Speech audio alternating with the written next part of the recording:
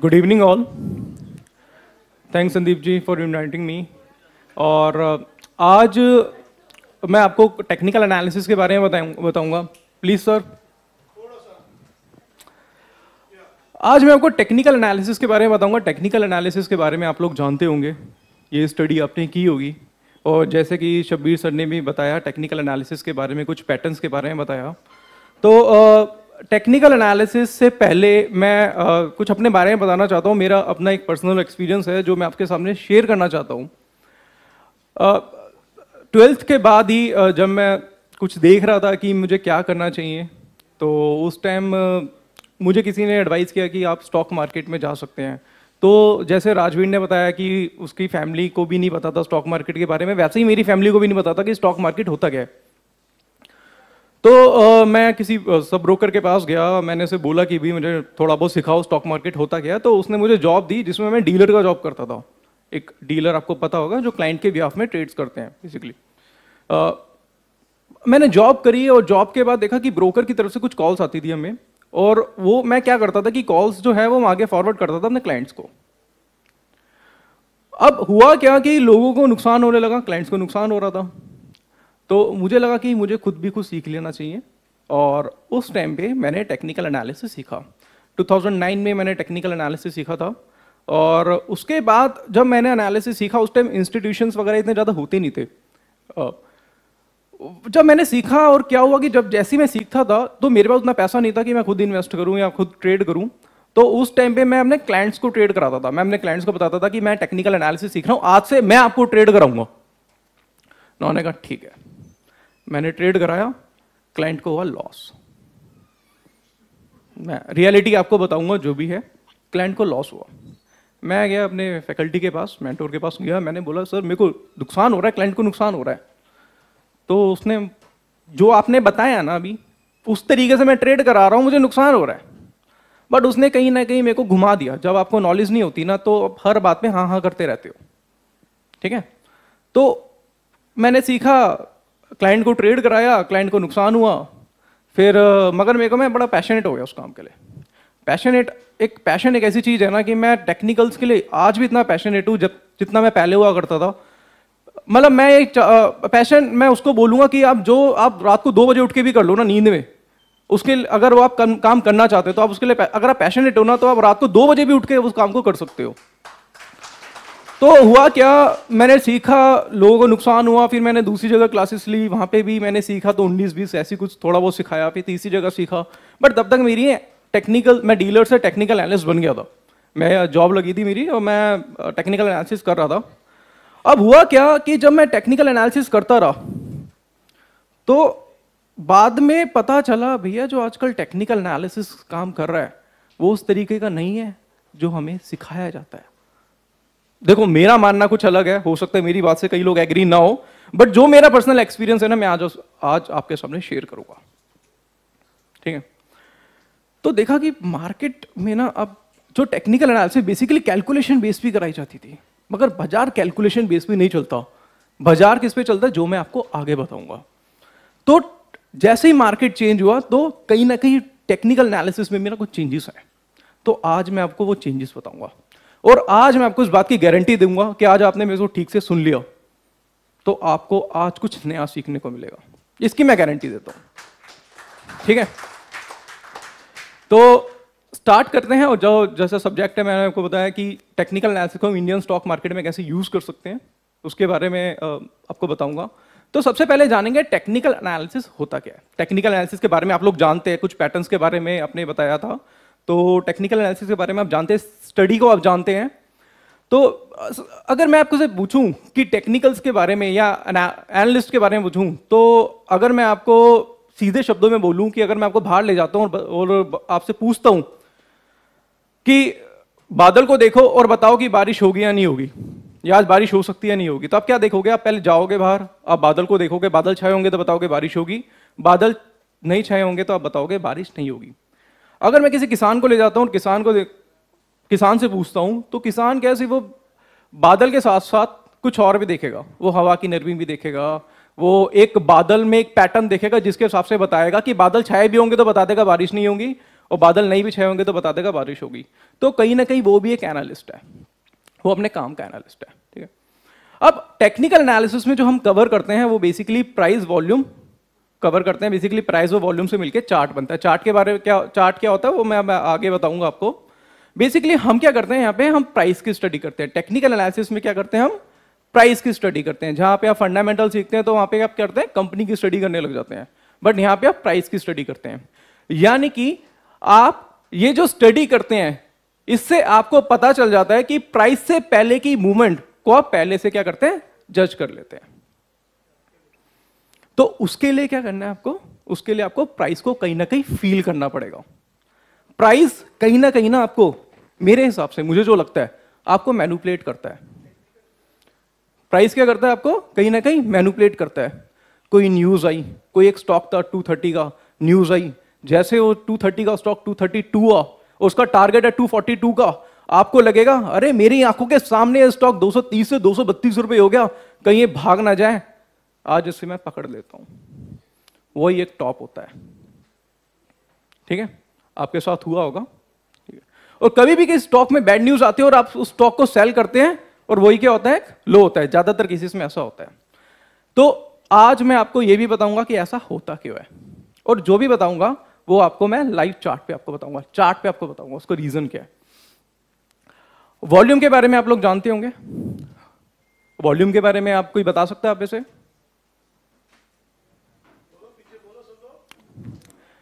Volume के बारे में आप कुछ बता सकते हैं? वॉल्यूम क्या होता है? ट्रेडेड क्वांटिटी, एक पर्टिकुलर टाइम पे traded quantity, number of shares में जो ट्रेड होते हैं उसको बोलते हैं वॉल्यूम। बट वॉल्यूम के बारे में आपने सुना होगा कि प्राइस इंक्रीज हो रहा है, ओपन इंटरेस्ट भी बढ़ रहा है, वॉल्यूम भी बढ़ रहे हैं, तो प्राइस क्या होगा, और ऊपर जा सकता है। बट आजकल ऐसा नहीं हो रहा। देख रहे हैं कई बार आप, वॉल्यूम इंक्रीज हो रहे हैं, स्टॉक नीचे, अरे क्या हो गया, अभी तो स्टॉक भाग रहा था ऊपर और एकदम वॉल्यूम आए और वहां से स्टॉक नीचे गिर गया। ऐसा कई बार होता है।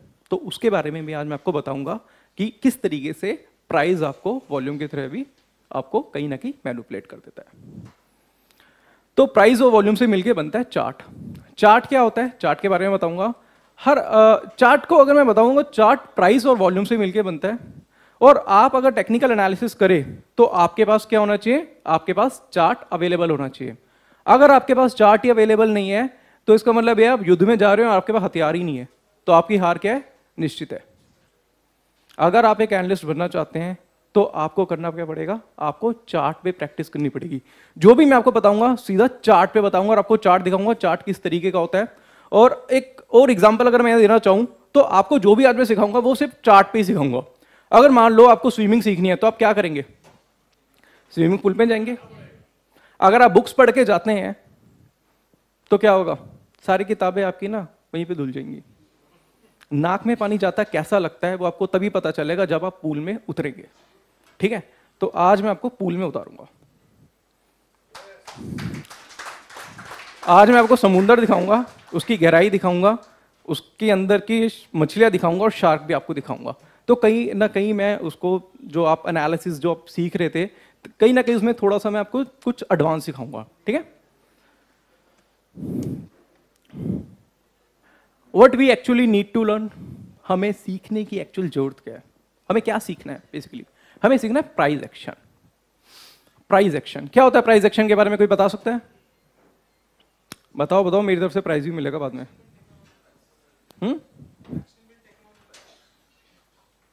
और कुछ बता सकता है? Direction of the price. और कुछ, और कोई? सपोर्ट और रेजिस्टेंस, उस पर भी आएंगे सर, सपोर्ट और रेजिस्टेंस पे भी आएंगे। प्राइस एक्शन, आप जब भी कोई स्टॉक परचेज करते हैं तो आप क्या करते हैं, आप उस कंपनी को खरीदते हैं, उसके प्राइस पे बाय करते हैं। प्राइस पे मतलब जो ट्रेड होता है बेसिकली प्राइस पे होता है। तो प्राइस एक्शन यानी कि प्राइस को समझने के लिए आपको कहीं ना कहीं क्या होगा, आपको टेक्निकल एनालिसिस की जरूरत पड़ेगी। यानी कि प्राइस से पहले की मूवमेंट को अगर आपको जज करना है तो आपको इस स्टडी की सीखने की जरूरत है। इसके बाद आता है डिमांड सप्लाई। डिमांड सप्लाई के बारे में जानते होंगे, डिमांड आता है तो प्राइस इंक्रीज हो जाता है, सप्लाई आता है तो प्राइस डिक्रीज हो जाता है। बट आपको पता है कि डिमांड और सप्लाई का एक्चुअल क्रिएटर कौन होता है, कौन होता है? डिमांड कैसे आती है प्राइस, किसी में प्राइस में अगर मैं रिटेलर्स, स्पेकुलेटर्स, म्यूचुअल फंड्स, आप कहीं ना कहीं बात करेंगे कि हम लोग क्या करते हैं, कहीं ना कहीं डिमांड और सप्लाई के क्रिएटर होता है, बट एक्चुअल में जो डिमांड सप्लाई का क्रिएटर होता है वो एक काउंटर पार्टी होती है, जो सर ने बताया अभी, ऑपरेटर्स। कुछ स्मार्ट पीपल होते हैं, वो क्या करते हैं, डिमांड और सप्लाई के एक्चुअल क्रिएटर होते हैं। इसके बारे में भी आपको आगे बताऊंगा कि डिमांड और सप्लाई को किस तरीके से आप जज कर सकते हैं। साइकोलॉजी, साइकोलॉजी के बारे में कोई बताएगा? फियर, ग्रीड, ठीक है। हर बंदे की एक साइकोलॉजी होती है। अगर मैं आपसे पूछूं, अगर मैं आपसे एक बात करूं कि अगर आप पूरी मतलब आप सारी नॉलेज ले लो, आप फंडामेंटल भी सीख लो, आप टेक्निकल भी सीख लो, आप सब कुछ सीख लो, बट इस बात की गारंटी नहीं है कि आप अच्छे ट्रेडर बन जाओ। ऐसा क्यों है पता है? ट्रेडिंग ना पार्ट है आपके बिहेवियर का। मुझे जो लगता है, जो आपका बिहेवियर होगा ना, आप वैसे ही बनेंगे। जो आपका नेचर होता है, नेचर का पार्ट होता है। अगर आपके अंदर गुस्सा बहुत ज्यादा है, अरे रिलायंस में लॉस हो गया, रिलायंस से ही निकालूंगा, या रिलायंस क्या है मेरे लिए, अनलक्की है, भाई इसको हटा दें यहां से, ये अनलक्की है मेरे लिए, ठीक है।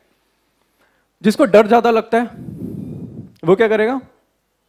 किसी के अंदर गुस्सा ज्यादा होता है तो किसी के अंदर ईगो ज्यादा होता है तो वो क्या होता है, मैं स्टॉप लॉस नहीं लगाता, पैसा बहुत रखा है, देखता हूं कहां तक नीचे जाता है, होल्ड करूंगा उसे, एवरेज बनाने में मैं एक्सपर्ट हूं, ठीक है, कहीं ना कहीं रेट तो आएगा और वहां पे निकल जाऊंगा, ठीक है। अब साइकोलॉजी के बारे में अगर मैं बात करूं, हर आदमी की एक अलग साइकोलॉजी होती है। जैसे कि आप क्रिकेट देखते हैं, क्रिकेट में क्या होता है, बॉलर आता है बॉलिंग करने, सोचता है बैट्समैन को आउट करूंगा, शुरू की 2 बॉलों पे छक्के पड़ जाते हैं, तो आउट करने के तो भूल जाता है, सोचता है भगवान छक्का ना पड़ेगा, क्योंकि बैट्समैन ने ना बॉलर की आउट करने की साइकोलॉजी को चेंज कर दिया। तो ये क्या बैट्समैन है, हम क्या बॉलर है, वो हमारी प्रॉफिट करने की साइकोलॉजी को चेंज करता है। कैसे, मैं आपको बताता हूं। एग्जांपल के तौर पे एक ट्रेडर है, सुबह आया ट्रेडिंग करने, उसने बोला 50,000 का फंड है, आज पैसा कमाऊंगा। और होता क्या है कि 50,000 का फंड शुरू में क्या हुआ, उसे 5,000 का नुकसान हो गया। मैं आपसे पूछता हूं कि अगर आपको 5,000 का नुकसान हो जाता है मॉर्निंग में, तो आप क्या सोचेंगे? क्या हो? कवर, कवर, ठीक है। आप क्या करने आए थे और आप क्या कर रहे हैं? आपकी सोच यहां थी, सोच नीचे हो गई। मार्केट का एक काम है, ठीक है। अब इससे रिकवर कैसे करना है वो भी मैं आपको बताऊंगा, बट ये साइकोलॉजी की बात करता हूं। हम आते हैं सुबह प्रॉफिट करने, जैसे में लॉस होता है तो हम प्रॉफिट की भूल जाते हैं और हम सोचते हैं भगवान कवर हो जाए, बस आगे मैं देख लूंगा। ऐसा होता है। साइकोलॉजी मैटर करती है। डेटा एनालिसिस के बारे में बात करेंगे। अगर आप चार्ट एनालिसिस करते हैं तो आपके पास क्या होना चाहिए? डेटा होना चाहिए। हर आदमी का एक डेटा होता है। जैसे आप मेरे से फर्स्ट टाइम मिल रहे हैं, आप मेरे बिहेवियर को नहीं जानते, मैं आपके बिहेवियर को नहीं जानता। जब हमें कुछ दिन टाइम हो जाएगा तो हम एक दूसरे के बिहेवियर को जान जाएंगे। मेरे पास, आपके पास मेरा डेटा आ जाएगा, मेरे पास आपका डेटा आ जाएगा। तो डेटा को एनालाइज करना बहुत जरूरी है। जब हम चार्ट पढ़ते हैं, बीइंग अ टेक्निकल एनालिस्ट, अगर आप चार्ट पढ़ते हैं तो आप क्या करेंगे? आप उस डेटा को एनालाइज करेंगे, उसके पास्ट को देख के उसके फ्यूचर की प्रिडिक्शन करेंगे, बट कंफर्मेशन नहीं। प्रिडिक्शन कर सकते हैं। एग्जाम्पल के तौर पे अगर आप पामिस्ट को हाथ दिखाते हैं तो पामिस्ट क्या करेगा? आपके हाथ देखेगा और उसमें आपका हाथ देखिए, वो कैसे बता सकता है आपका फ्यूचर क्या होने वाला है? हाँ, लाइंस। तो आपकी लाइंस क्या? आपका डेटा है। वो आपके डेटा को रीड करके आपके फ्यूचर की प्रिडिक्शन करता है। बट ऐसा वो कैसे कर सकता है? ऐसा डेटा उसने किसी और के हाथ में भी देखा होगा, उसने स्टडी करी होगी ना पूरी उसकी। जैसा उसके साथ हुआ था वैसा आपके साथ होने की आशंका है, संभावना है। ठीक है? Got my point? हाँ जी। Benefits of technical analysis, how to select stocks और कमोडिटी फॉर ट्रेडिंग। अब कई लोग पूछते हैं कि आपकी टेक्निकल एनालिसिस क्या इक्विटी मार्केट में ही काम करता है या कमोडिटी में? तो मैं आपसे कहना चाहूंगा कि आप टेक्निकल एनालिसिस को, इस स्टडी को आप कमोडिटी मार्केट में भी यूज कर सकते हैं, इक्विटी मार्केट में भी यूज कर सकते हैं। और बस आपके पास क्या होना चाहिए? उसका डेटा होना चाहिए। आपके पास सिर्फ क्या होना चाहिए? चार्ट अवेलेबल होना चाहिए। How to generate profit intraday, short term and long term trading में यूजिंग टेक्निकल एनालिसिस।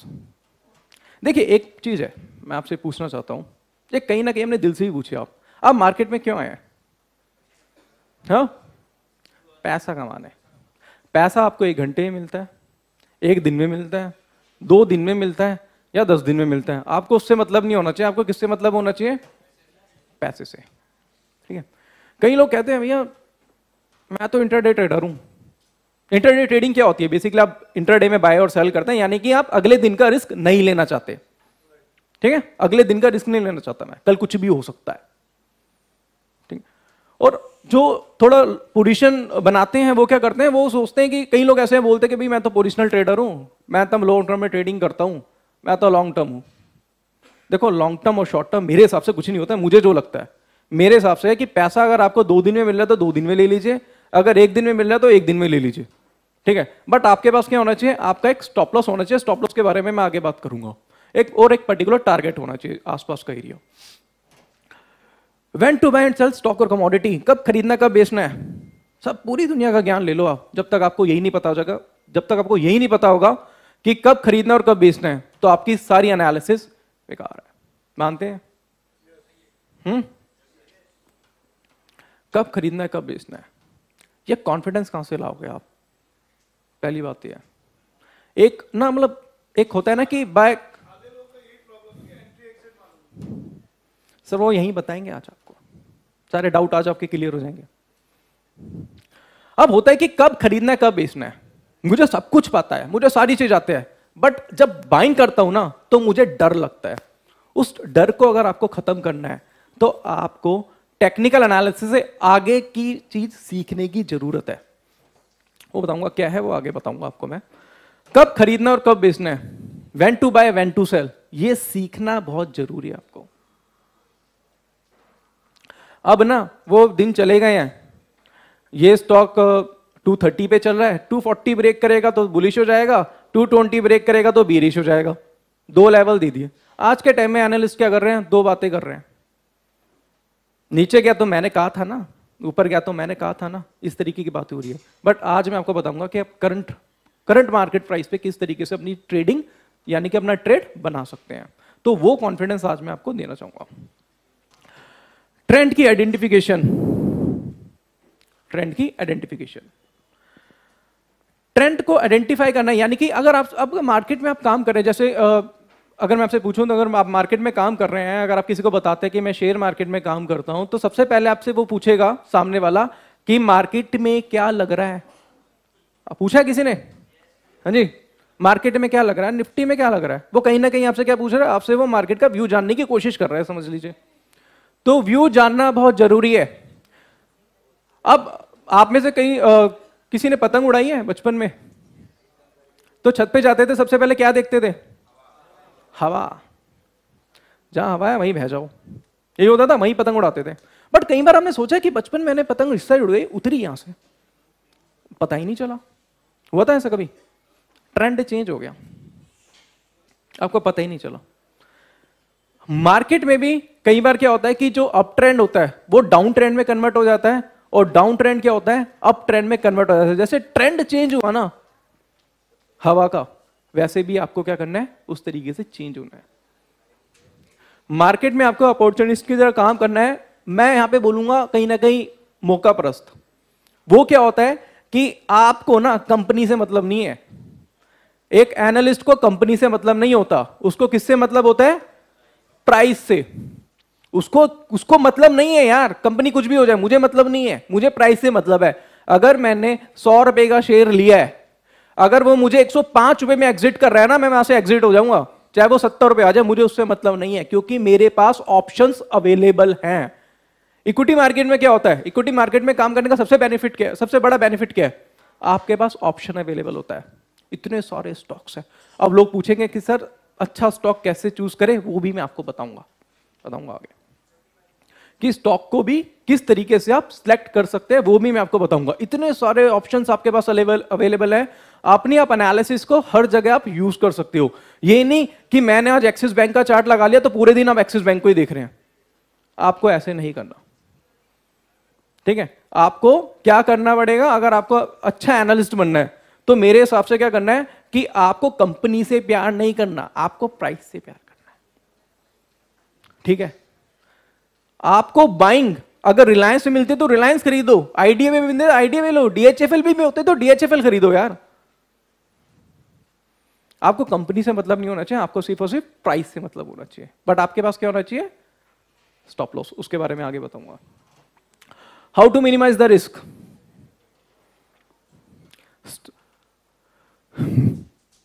रिस्क को मिनिमाइज करने के लिए बेसिकली हम क्या करते हैं? स्टॉप लॉस का यूज करते हैं। स्टॉप लॉस क्या होता है? रिस्क को कम करने के लिए, ठीक है। अब कई लोग क्या होता है स्टॉप लॉस नहीं लेते। कई लोग कहते हैं स्टॉप लॉस ना मेरे दिमाग में है, जब प्राइस आएगा तभी के तभी हट कर दूंगा। तो कई बार ऐसा होता है कि स्टॉप लॉस दिमाग में रह जाता है, स्टॉक नीचे, पता है उस टाइम पे ना कट नहीं हो पाता। तो कहीं ना कहीं क्या करना पड़ेगा, अगर आप कोई ट्रेड बना रहे हैं तो सबसे पहला काम क्या करना है?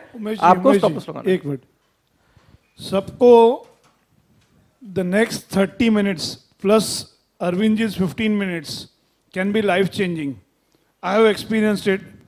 So I request, upon dinner थोड़ा 15-20 मिनट लेट लेंगे, लेकिन ये लाइफ चेंजिंग इन्होंने जो आज तक मैंने इनसे बहुत सीखा है दोनों के साथ में, and they have travelled from Delhi to just teach all our NIFM students the same power. So I request कि आपको वो 15, is everyone agreeing for the extended 15-20 minutes? Yes. तो सर आपको पूरा लाइसेंस दिया है. यहां से आवाज नहीं आ रही. अरे यहां से आवाज नहीं आ रही है. ओके. तो कहां पे थे हम? स्टॉप लॉस पे थे. तो स्टॉप लॉस क्या होता है? अब एक चीज अच्छी बताऊं, कई लोग क्या ना स्टॉप लॉस नहीं लेते, वो कहते हैं यार कोई बात नहीं स्टॉप लॉस नहीं लेते, कोई बात नहीं स्टॉक रेट आ जाएगा. पता है आपको एक चीज बताऊं, एक चोर होता है चोरी करने जाता है, वो भी कहीं ना कहीं एनालिस्ट है. चोरी करना आसान थोड़ी ना, आप करके दिखाओ, करो. वो भी एक एनालिस्ट है, वो भी रिसर्च करता है. अगर उसे घर में चोरी करनी है तो सबसे पहले क्या करेगा? पहले घर की रेकी करेगा, कितने लोग रहते हैं, कब आते हैं, कब जाते हैं. अगर मैं एंट्री कर रहा हूं तो कुछ मिलेगा या नहीं मिलेगा, वो क्या होता है? Risk management. वो क्या हो गया? Risk management. उसके बाद वो खड़ा रहता है बाहर. जब वो जाते हैं कहीं पे पार्टी में या कहीं भी जाते हैं, तब वो एंट्री करता है. एंट्री पॉइंट भी अच्छा है उसका, ठीक है. मगर फिर भी वो एक बंदा बाहर खड़ा करता है कि भैया तो बता दियो. वो क्या ले रहा है? एक चोर भी ना पूरी रिसर्च के साथ जब जा रहा है तो वो ना स्टॉप लॉस लेता है और आप लोग नहीं लेते.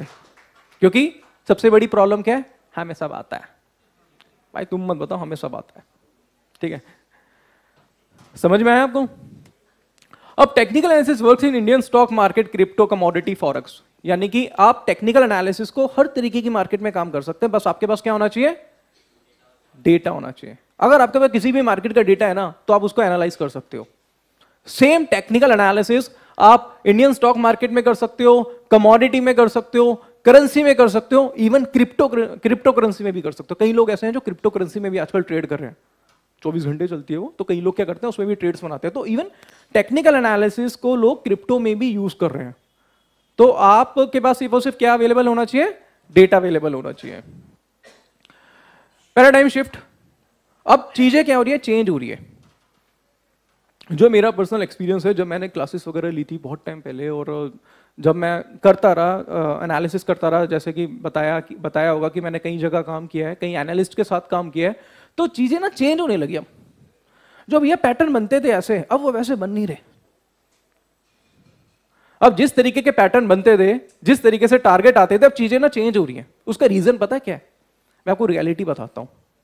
ये क्वेश्चन आपके पास भी आया होगा, कहीं ना कहीं ना आपके अंदर से भी क्वेश्चन आया होगा, यार हम टेक्निकल एनालिसिस सीख रहे हैं, टेक्निकल एनालिसिस इतना पुराना है, कई लोगों ने सीखा है, कई लोग अभी सीख रहे होंगे, कई लोग आगे सीखेंगे, क्या सबको मुनाफा होगा?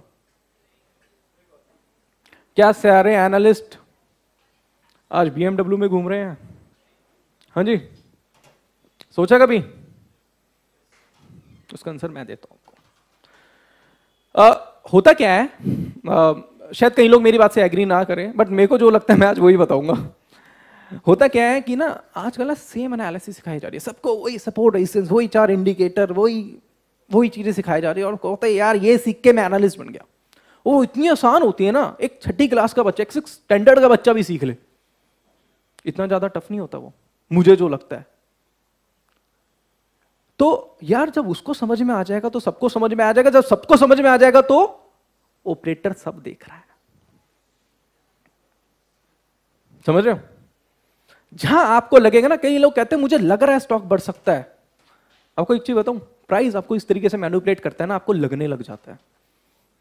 जिस दिन आपको लगने लगा ना, आप उल्टा कर दो, मैं कह रहा हूं आप प्रॉफिट में हो गए। पता क्यों? उसका रीजन है, आपको कुछ लगता नहीं है, प्राइस आपको लगवाता है। वो ऐसी सिचुएशन आपके साथ क्रिएट करता है कि आपको लगने लग जाता है, और जब आपको लगने लग जाता है तो भैया आपको नहीं लग रहा, सबको लगता है। तो जब सब बाइंग करते हैं तो कोई सेल करता है, और डिमांड से सप्लाई ज्यादा होती है, प्राइस नीचे आता है।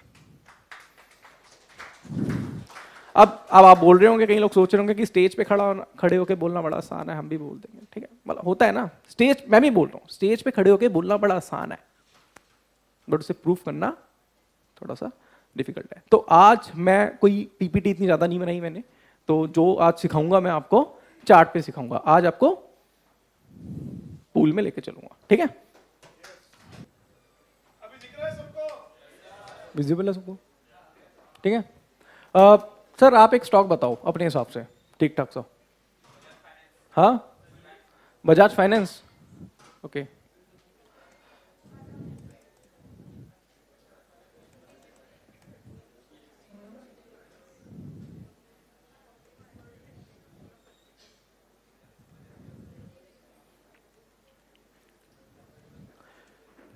कौन से टाइम फ्रेम पे काम करते हैं आप इसमें? डेली पे काम करते हैं। आज मैं आपको ना टाइम फ्रेम का कॉम्बिनेशन भी सिखाऊंगा। तो आपको बताऊंगा कि डेली के साथ आप 13 मिनट्स को, 15 मिनट्स को, अवर्ली पे किस तरीके से कॉम्बिनेशन बना के भी ट्रेड कर सकते हैं। वो सारी चीज आपको मैं बताऊंगा, ठीक है?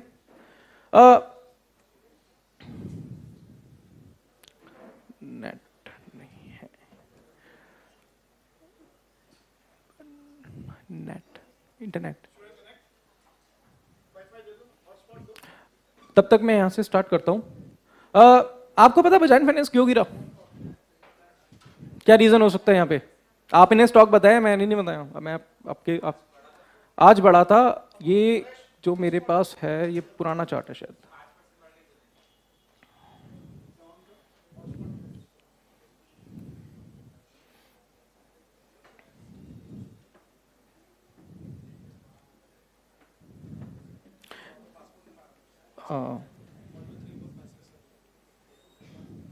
हाँ, किस नाम से?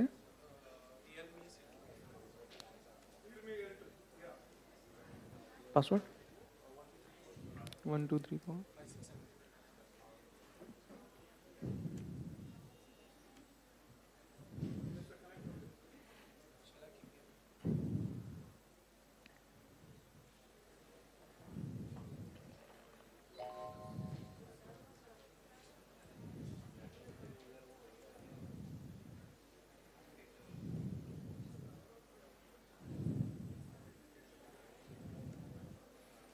पहले हम यहाँ से स्टार्ट करेंगे। हम थोड़ा बैक टेस्टिंग इसके करेंगे। पहले बैक टेस्टिंग करनी बहुत जरूरी है।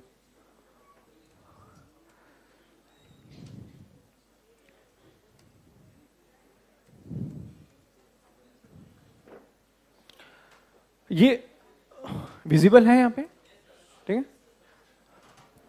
आपसे मैं अगर पूछूं कि ये स्टॉक यहाँ से क्यों बढ़ा, क्या रीजन हो सकता है उसका? यहाँ से स्टॉक इंक्रीज क्यों हुआ? कोई न्यूज आई थी? क्या था?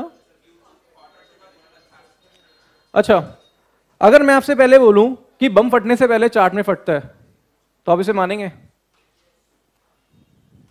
बम फटने से पहले चार्ट में फटता है और चार्ट में दिखता है। यहां पे एक पैटर्न फॉर्म हुआ था जिसको बोलते हैं हम डबल बॉटम। अब कई लोग बोलेंगे यार डबल बॉटम ऐसे नहीं होता, मतलब अब देखो चीजें चेंज हो रही है। पहले क्या होता है, जो आपको मतलब पढ़ाया गया होगा, सिखाया गया होगा, वो थोड़ा बेसिक तरीके से होगा। अगर एक कई लोग बोलते हैं कि एक वी टाइप का बनता है, कई यू बनता है बॉटम पे, दोनों लो इक्वल होने चाहिए, फिर वो टच करके वहां से ऊपर जाता है। बट आजकल ना चीजें ना चेंज हो चुकी है। उसका रीजन बताता हूँ क्या चीज है। सपोर्ट और रेजिस्टेंस के बारे में जानते हैं हम? हाँ, सपोर्ट और रेजिस्टेंस के बारे में जानते हो कि मार्केट में कोई नया बच्चा है, उसे कुछ नहीं पता होगा, उसे सपोर्ट और रेजिस्टेंस पता होगा। क्यों? उसका रीजन है क्योंकि सपोर्ट और रेजिस्टेंस के लेवल ना मार्केट लोगों को कहीं ना कहीं से मिल जाते हैं। कोई बिजनेस चैनल दे रहा होता है, ब्रोकर दे रहा होता है, कहीं ना कहीं से उसे सपोर्ट और रेजिस्टेंस के बारे में पता चल जाता है, उसे लेवल सब पता होते हैं, उसे कुछ पता ना, उसे लेवल पता है, वो लेवल आएगा, वो लेवल टच होगा। यहां पे क्या हुआ था, ये जो बॉटम बना था, यहां पे देख रहे हैं, ये एक बॉटम बना था और बेसिकली ये क्या था, एक सपोर्ट था, और ये क्या हुआ, सपोर्ट यहां पे ब्रेक हुआ। सपोर्ट और रेजिस्टेंस के बारे में अगर मैं थोड़ा बहुत बताऊं तो ये बताना चाहूंगा आपको, कई लोग बोलते थे कि ये जब रेजिस्टेंस ब्रेक होता है या फिर सपोर्ट ब्रेक होता है, अगर प्राइस से ब्रेक हुआ, अगर प्राइस ने सपोर्ट लेवल को ब्रेक करा, यानी कि एक लेवल ब्रेक हुआ, तो वहां पे क्या कर सकते हो, अपनी पोजीशन बाय या सेल में बना सकते हो। क्लियर है? फिर क्या हुआ, ये ना स्ट्रेटेजी या एनालिसिस ना थोड़ी सी मतलब फेल होने लगी। फिर बोला गया कि ना वॉल्यूम के साथ ब्रेक करेगा तो आप कर सकते हैं। वॉल्यूम क्या होता है पता है? पर्टिकुलर टाइम में जब मूरुबूजू टाइप की कैंडल बनती है, बेसिकली वॉल्यूम बोलते हैं उसे। फिर बोला गया जब सस्टेन करे, जब क्लोजिंग करे, सपोर्ट के नीचे क्लोजिंग करे सेल कर दो, रेजिस्टेंस के ऊपर क्लोजिंग करे बाय कर लो, क्लोजिंग बेस काम करो, टारगेट आएगा। और वो क्या हुआ, वहीं से स्टॉक रिवर्सल। आपको पता क्या, उसका रीजन बताता हूं। अब ना मार्केट इतनी स्मार्ट हो चुकी है ना कि वो आपको आपकी एनालिसिस में ही फंसा देती है। हाँ जी, ऐसा भी हो नहीं रहा ना, तो आगे जरूर होगा, ये भी मैं आपको बता देता हूं। अब हुआ क्या, यहां पे सपोर्ट ब्रेक हुआ, सपोर्ट ब्रेक होने के बाद लोगों ने जब अपनी पोजीशन सेल में बनाई तो किसी ने क्या करा, वहां पे बाइंग करा और ये डबल बॉटम पैटर्न बना और यहां से स्टॉक ऊपर। अगर मैं यहां पे बात करूं कैनरा बैंक की, चलो मैं कैनरा बैंक बताता हूं, जो अभी फिलहाल मैंने हाल फिलहाल ट्वीट किए हैं, तो उसके बारे में चलो मैं आपको बता देता हूं। यहां पे कैनरा बैंक में एक अच्छी खासी तेजी आई थी। क्या रीजन हो सकता है इसका, कौन बताएगा? थोड़ा सा जूम कर देता हूं। ऐसा नहीं है, ट्वीट भी किया था मैंने, मैं वही बताऊंगा जो मैंने ट्वीट किए थे अभी फिलहाल। क्या रीजन हो सकता है, क्या रीजन हो सकता है? फील करो प्राइस को, प्राइस आपसे क्या कह रहा है। हाँ जी, सबको विजिबल है ना यहां से? हाँ, और जूम कर दिया लो मैंने। क्यों बढ़ा? कंसोलिडेशन होगी थी इसलिए हुआ। अच्छा, और कंसोलिडेशन में तो वॉल्यूम ड्राई होते हैं। डबल बॉटम, अच्छा, और कोई बता सकता है कुछ? ओवरसोल्ड। मैं कह रहा हूं भैया, चार्ट में पहले फटता है, चार्ट पहले बोलता है, चार्ट सब बोलता है। यहां पे एक पैटर्न बनाता है जिसको बोलते हैं हम हैमर, हैमर पैटर्न। ठीक है, देखा सबने, दिख रहा है यहां पे? हैमर क्या होता है, हैमर के बारे में थोड़ा सा मैं अगर बताना चाहूँ, मैं इसके पीपीटी नहीं बनाई क्योंकि मैं चाह रहा हूं कि जो भी मैं आपको बताऊं चार्ट पे ही सिखाऊं। ठीक है, हैमर क्या होता है? Trend reversal pattern. उसकी साइकोलॉजी क्या होती है, हैमर बनता क्यों है, हर चीज का एक रीजन है। वो बनता क्यों, वो क्रिएट कैसे होता है, क्यों, रीजन क्या है उसका? अगर मैं आपसे वो पूछूं, कोई बताएगा?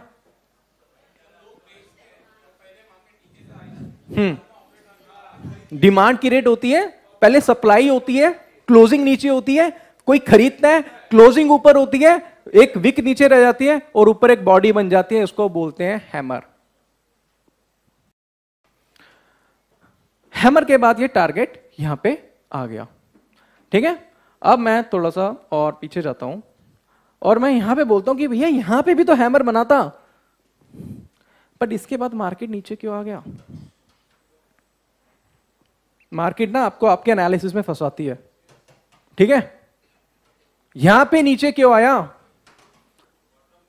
बॉटम पे ही बनता है सर, और मार्केट का ना कोई बॉटम और टॉप नहीं पकड़ सकता। अगर आप बोलोगे ना मार्केट का मैंने बॉटम बना पकड़ लिया, तो आप गलत हो सर। मार्केट का कोई टॉप और बॉटम नहीं होता। वो होने के बाद आप बता दो कि वो बॉटम पर मैंने उस पर खरीदा था। हाँ जी, वही मैं कह रहा हूं कि बुक में ये लिखा था कि हैमर बनेगा, हैमर के बाद वहां से क्या होगा, ट्रेंड रिवर्स हो जाएगा। अब ना चीजें चेंज हो चुकी हैं, अब हैमर सबको पता है। हैमर के ना से पहले से कुछ लॉजिक्स होते हैं, वो लॉजिक्स हम बाद में कभी बताएंगे जब हम मुंबई आएंगे।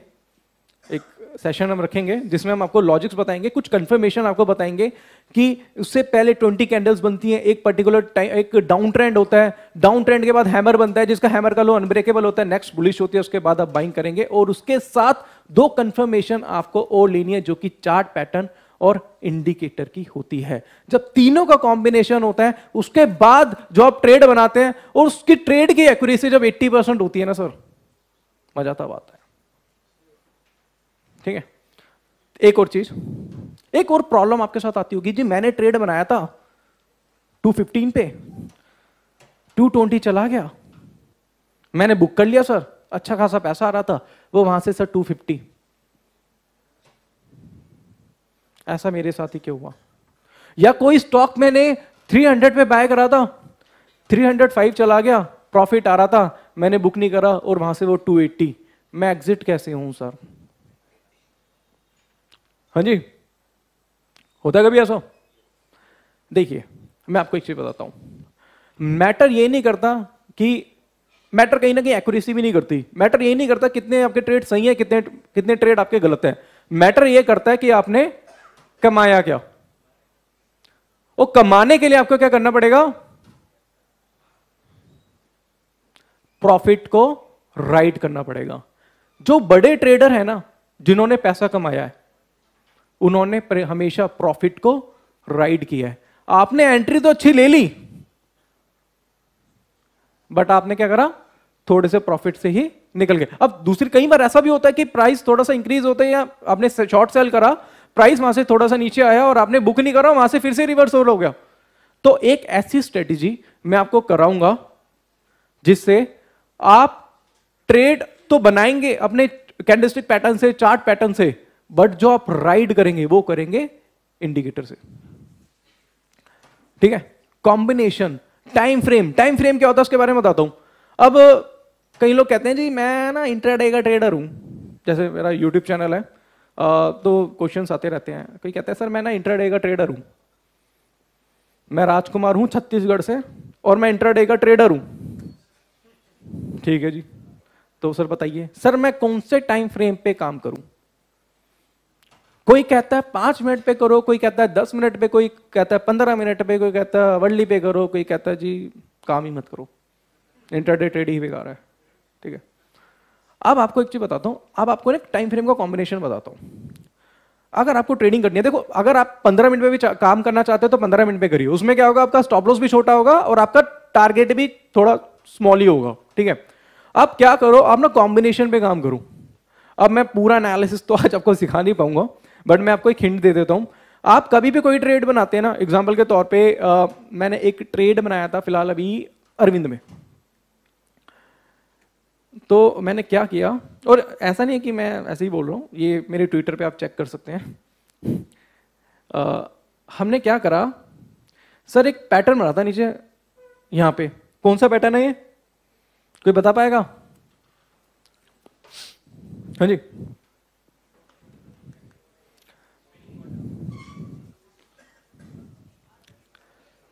चलो कोई नहीं, मैं बता देता हूं। बुलिश एंगल्फिंग पैटर्न है, और बुलिश एंगल्फिंग के बाद क्या हुआ, ये स्टॉक में तेजी आ गई। मगर अगर आप देखते हैं कि यहां पे डबल बॉटम भी बना, यहां पे बुलिश एंगल्फिंग पैटर्न भी बना, तो 2 कंफर्मेशन आ गई। तो अवर्ली चार्ट पे आपने देखा कि यहां पे बुलिश एंगल्फिंग पैटर्न बना है, बट अगर आप इसे 4 अवर्ली चार्ट पे लेके जाते हैं तो यहां पे एक पैटर्न फॉर्म हुआ था जिसको बोलते हैं डोजी, मॉर्निंग स्टार पैटर्न। अब आपको 2 कंफर्मेशन आ गई, अवर्ली चार्ट पे, 4 अवर्ली चार्ट पे डबल बॉटम बन गया, और कोई बता पाएगा? Positive divergence. अब कई लोग बोलते हैं कि भैया वॉल्यूम को किस तरीके से पहचाने, हमें पता नहीं चल पाता है वॉल्यूम कैसे बढ़ रहे हैं। आपको बताऊं, आप ना डाइवर्जेंस सीख लो। अब डाइवर्जेंस कई लोग सीखते हैं, कई लोग कहते हैं भाई मेरे को डाइवर्जेंस आते हैं, बट सर डाइवर्जेंस का यूज किस जगह पे करें, वो मैं आपको बताता हूं। डाइवर्जेंस कभी भी इंडिविजुअली काम नहीं करते, वो हमेशा जो काम करते हैं वो चार्ट पैटर्न के साथ काम करते हैं। कौन से? डबल टॉप और डबल बॉटम।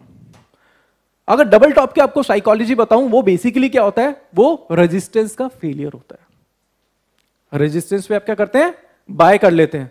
जैसे कि एग्जांपल के तौर पे, आपको समझ में आ रहा है ना क्लियर? कोई कंफ्यूजन है तो पूछ लेना मेरे से प्लीज। एग्जाम्पल के तौर पे मैं एक यहां पे देखता हूं कुछ भी,